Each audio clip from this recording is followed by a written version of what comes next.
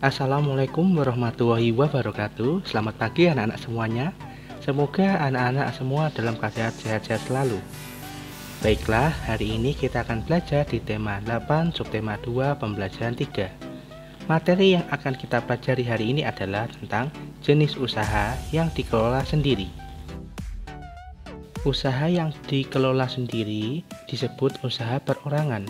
Usaha ekonomi ini memiliki modal terbatas dan biasanya dikelola secara sederhana. Contoh usaha ekonomi perorangan yaitu ada usaha pertanian, usaha perdagangan, usaha jasa, industri kecil. Baiklah, kita masuk yang pertama yaitu usaha pertanian. Sebagian besar usaha pertanian dikelola secara perorangan. Usaha ini memiliki modal terbatas. Lahan yang digarap petani biasanya terbatas, lahan persawahan, dan juga ada tegalan. Tegalan adalah lahan kering yang ditanami dengan tanaman musiman atau tahunan, seperti tanaman palawija. Yang termasuk tanaman palawija yaitu ada jagung, kentang, singkong, wortel, dan lain-lain. Namun, ada juga usaha pertanian yang dilakukan secara besar-besaran. Baiklah, kita lanjut yang kedua yaitu usaha perdagangan.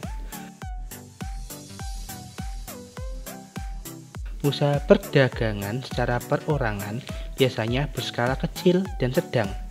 Contoh usaha perdagangan antara lain pedagang asongan, pedagang keliling, pedagang kaki lima, pedagang di pasar, warung, dan toko kelontong. Selanjutnya kita masuk ke usaha jasa.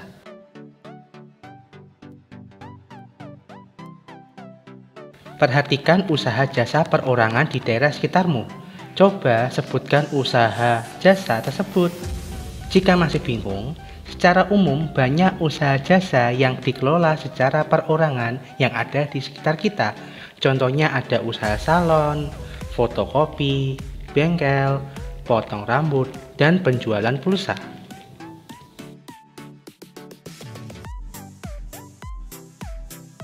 Kita masuk yang terakhir yaitu industri kecil. Sektor industri yang dikelola perorangan merupakan industri rumahan. Contoh industri rumahan antara lain usaha kerajinan tangan berupa pembuatan keramik, souvenir, tembikar, anyaman, dan mebel. Setelah kalian menyimak materi yang ada di video ini, kita masuk ke penugasan.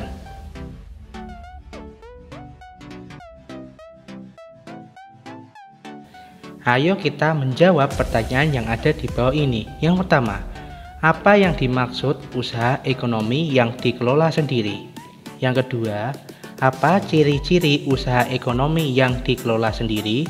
Yang ketiga, apa contoh jenis usaha ekonomi yang dikelola sendiri?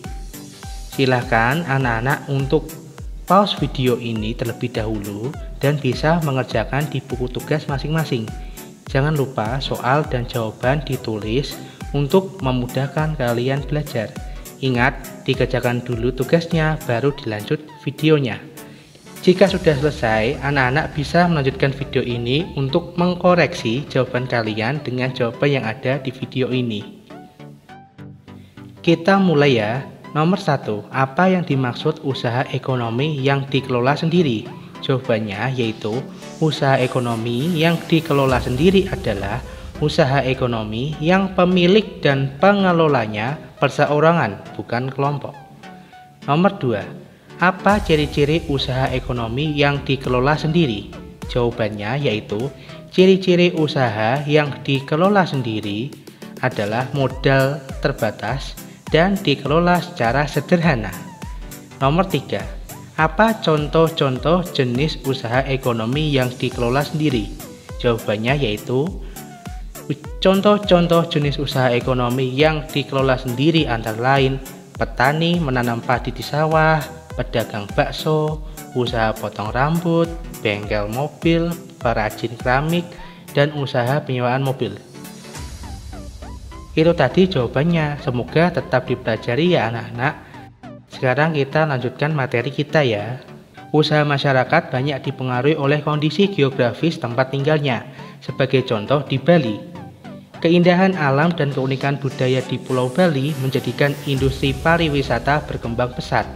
Akibatnya, banyak jenis usaha jasa di Bali.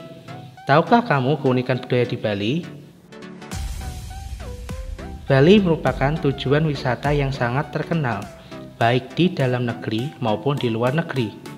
Banyak hal yang membuat Bali menarik untuk dikunjungi wisatawan. Salah satu daya tarik Bali adalah adanya beberapa desa unik. Desa apa sajakah itu? Apa keunikannya? Mari kita simak.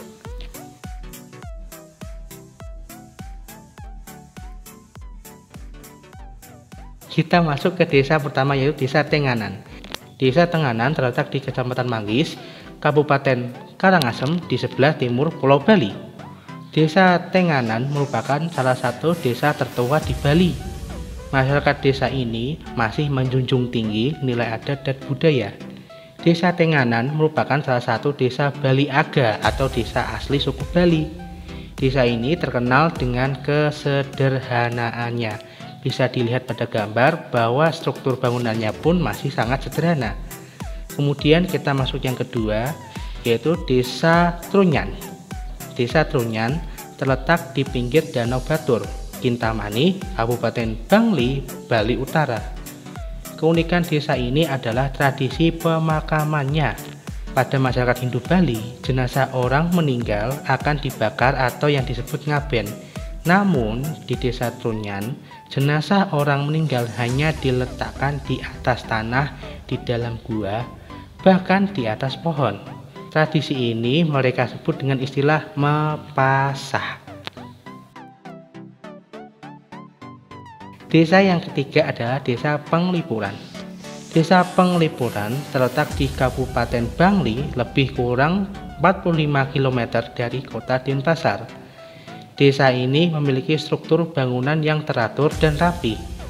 Masyarakat Desa Penglipuran tidak pernah melepaskan adat dan budaya yang berlaku turun-temurun.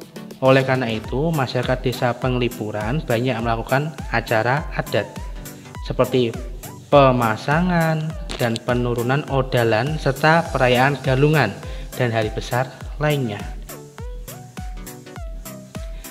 Itu merupakan contoh desa-desa unik di Bali, padahal masih banyak lagi keunikan-keunikan yang ada di desa yang tersebar di Indonesia, baik dari tarian, tradisi, upacara adat, dan sebagainya. Tadi kalian sudah belajar tentang keunikan desa yang ada di Bali. Coba sekarang kita berdiskusi ya. Ayo diskusi. Diskusilah bersama temanmu atau orang tuamu untuk menyelesaikan tugas yang ada di samping. Yang pertama, tulislah keunikan yang ada di tiap-tiap di desa Bali. Yang kedua, apakah keunikan di daerah tempat tinggalmu? Misalnya upacara adat, tarian, atau kebiasaan yang tidak ada di desa lain yang hanya ada di desamu. Dan yang ketiga, bagaimana sikapmu atas perbedaan budaya dan adat istiadat di daerahmu dengan daerah yang lainnya? Silakan dikerjakan di buku tulis ya. Tetap perhatikan kalimatmu, huruf kapital, serta tanda baca. Kalian pasti bisa dan tetap semangat ya. Terima kasih telah menonton video ini. Semoga video ini membantu dalam pembelajaran baik di sekolah maupun di rumah. Dan saya minta maaf apabila dalam video pembelajaran ini masih banyak kekurangan. Terima kasih. Wassalamualaikum warahmatullahi wabarakatuh.